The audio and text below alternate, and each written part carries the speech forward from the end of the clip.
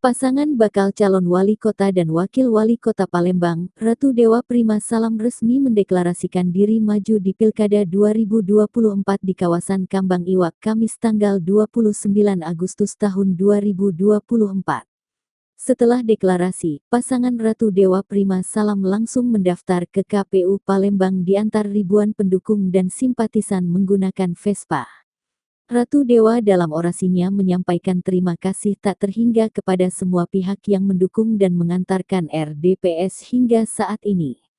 Kami ingin bekerja dengan sebaik-baiknya, bekerja sungguh-sungguh bukan semata karena haus jabatan, kami ingin membangun Palembang yang lebih baik lagi, kata Dewa. Pantauan di lapangan, deklarasi dihadiri ribuan pendukung dari lebih 115 organisasi dan relawan yang membawa atribut masing-masing, termasuk juga partai pengusung dan pendukung.